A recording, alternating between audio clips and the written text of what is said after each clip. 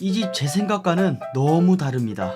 도쿄 현지인들이 줄 선다는 규카츠 맛집, 근데 과연 소문대로일까요? 오늘의 도쿄 핫플레이스 本日の東京ホットプレイス 모토무라 규카츠입니다. 스미마셍! 모토무라 규카츠 니시 신주쿠점은 신주쿠 한복판 지하 1층에 위치한 매장인데요. 제가 방문한 시간은 점심시간이 조금 지난 오후 2시쯤이었는데 이 시간에도 웨이팅이 있었습니다. 또 웨이팅이야.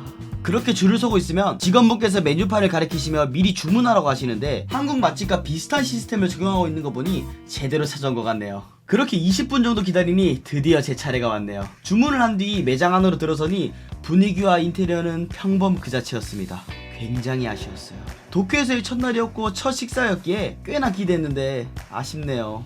매장의 규모는 크지 않았고 좌석이 붙어있어서 조금 답답한 감이 있었어요. 게다가 촬영이 금지라서 분위기를 제대로 담기가 어려웠습니다.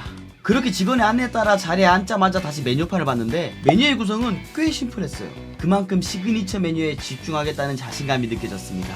저 이동경은 규카츠 260g과 나마비루를 주문했는데 밥 한 끼에 3만원이라니 꽤 비싼 편이네요. 혼돈이 타카이. 아무리 에나가 엔절하지만 이렇게 삼시세끼 먹었다간 지갑이 거덜날 것 같습니다.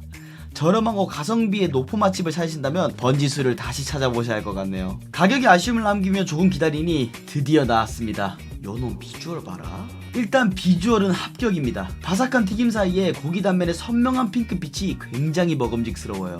모토무라 규카츠의 가장 큰 특징은 바로 이 미니 화로입니다. 고기가 레어 상태로 나오기 때문에 본인이 원하는 상태로 직접 구워서 먹을 수 있는 재미가 있었어요. 먼저 살짝만 구워볼게요. 와, 이 소리 들리세요? 바로 먹어볼게요. 이타다키마스. 와, 그래도 정말 맛은 확실히 규카츠 원조가 어딘지 단번에 느끼게 해주네요. 고기가 정말 부드러운데 겉은 바삭하고 속은 촉촉해요. 와사비와 간장 조합이 정말 대박입니다. 와사비의 알싸한 맛이 고기의 기름기를 싹 잡아주고 간장이 감칠맛을 더해줘요. 이쯤에서 시원한 나마비루 한잔 해야겠죠? 乾杯! 이번에는 조금 더 익혀볼게요. 그렇게 잘 익은 고기를 소스에 찍어 먹어봤는데 와, 특제 소스와 고기 육즙이 완전히 어우러지면서 입안에서 폭발합니다. 규카츠 한 점을 밥 위에 올리고 소스와 함께 먹으면 극락입니다.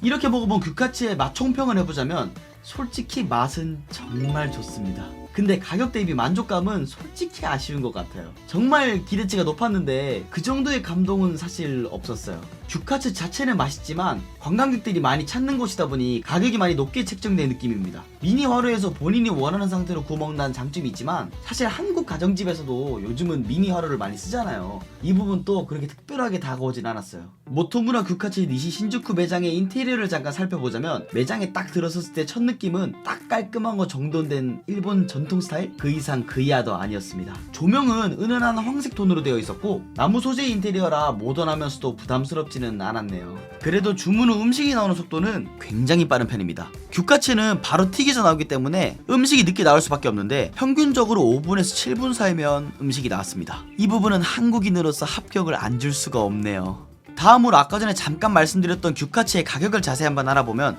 솔직히 가격은 꽤 비쌉니다. 규카츠 130g 세트 2,530엔, 규카츠 195g 세트 3,200엔, 규카츠 260g 세트 3,660엔이었습니다. 그리고 나마비르는 650엔입니다. 이게 소고기라는 점을 감안해도 구성 자체는 심플한데 가격은 꽤 높은 편이에요. 특히 관광객을 대상으로 한 맛집이다 보니까 관광객 프리미엄이 붙어있다는 생각이 머릿속을 떠나지 않았습니다. 다만 밥이 무한리필이라는 점에서 밥을 많이 드시는 분들께서는 그래도 조금은 위안이 되실 것 같네요.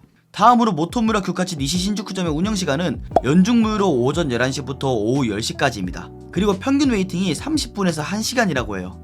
제가 방문했을 때가 점심시간이 좀 지난 시간이었는데도 웨이팅을 20분 정도 했는데 점심 저녁 피크타임에는 1시간 넘게 대기하는 경우도 흔하다고 하니 오픈시간 직후나 저녁시간 직후에 방문하시는 걸 추천드릴게요. 이렇게 오늘은 모토무라 규카츠 니시 신주쿠점에 방문해보았는데요. 맛을 제외한 모든 측면에서 조금 아쉬웠습니다. 그런데 이런 매장이 어떻게 신주쿠 역세권에 자리 잡아 매출을 잘 유지하고 있었을까요?